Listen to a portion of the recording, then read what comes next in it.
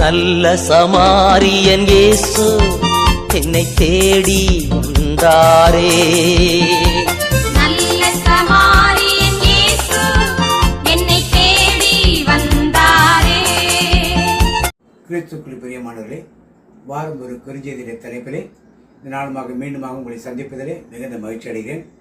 அழிக்க நினைத்து அழிந்து போனவர்கள் என்ற தலைப்பிலே இந்த நாளிலே நாம் தியானிக்க இருக்கிறோம்.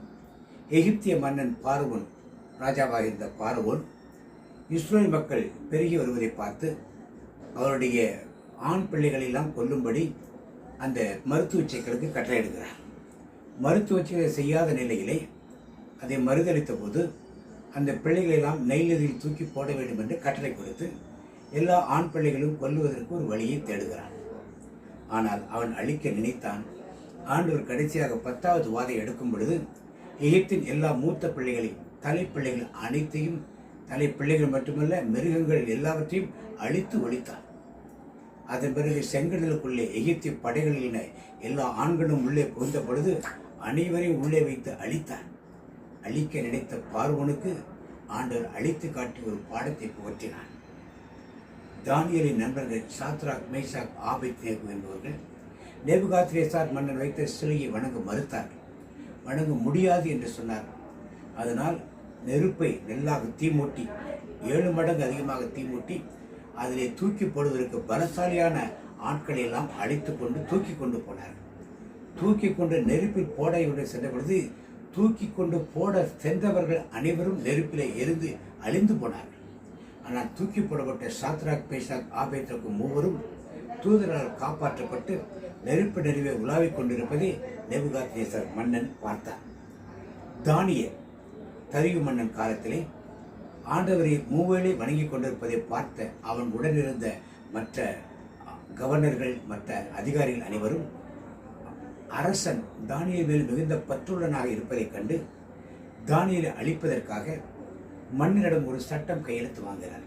30 நாட்களுக்கு எல்லாரும் விண்ணப்பத்தை மன்னனை நோக்கி தான் வைக்க வேண்டும், வேற எங்கேயும் வைக்கக்கூடாதுன்னு ஒரு அரசு ஆணை பிறப்பிக்கிறார்.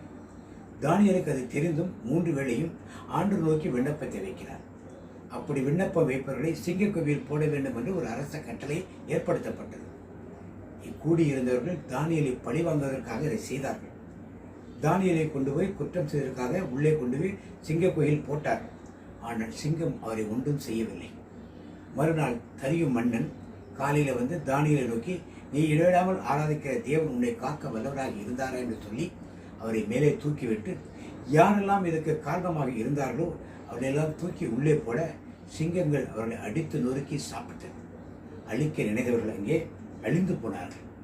ஆமான், எஸ்தர் புத்தகத்திலே ஆமானை பார்க்கிறோம். யூத குலத்தை ஒழிப்பதற்கும் மொர்தெகாயை தூக்கிலிடுவதற்கும் தூக்கு மரத்தை ரெடி பண்ணுகிறான். அதை அரசிடத்திலே வந்து அனுமதி கேட்பதற்காக உள்ளே வரும் பொழுது நிலை மாறுகிறது.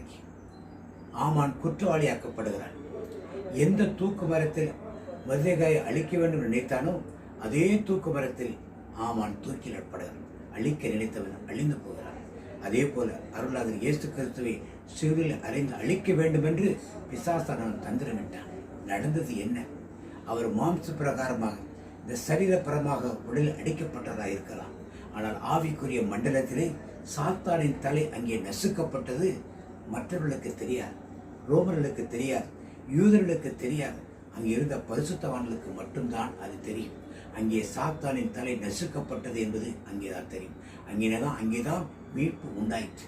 இதுபோல யாரெல்லாம் அழிக்க நினைத்தார்களோ அவரெல்லாம் அழிக்கப்பட்டார்கள் அறிந்திருக்கிற நாம் இந்த நாளிலுமாக யாரையும் நாம் அழிக்க திட்டமிட வேண்டாம். அழிக்க திட்டமிட்டால் நமக்கே அந்த அழிவு திரும்பி வரும் என்று ஆண்டவர் சொல்லியிருக்கிறார். நீங்கள் எதையெல்லாம் உங்களுக்கு வேண்டும் என்று நினைக்கிறோ அதையே பிறருக்கு செய்யுங்கள் என்று சொல்லியிருக்கிறார். நாம் அழிய வேண்டும் நினைத்தால் அழிவை மற்றவர்களுக்கு செய்வோம். நாம் நன்றாக இருக்க வேண்டும் நினைத்தால் நன்றாக காரியத்தை பிறருக்கு செய்வோம். நன்றி. இயேசுக்கு புகழ், இயேசுக்கு நன்றி. மீண்டும் ஒரு குறுஞ்செய்தியிலே அடுத்த வாரம் உங்களை சந்திப்போம். Praise the Lord.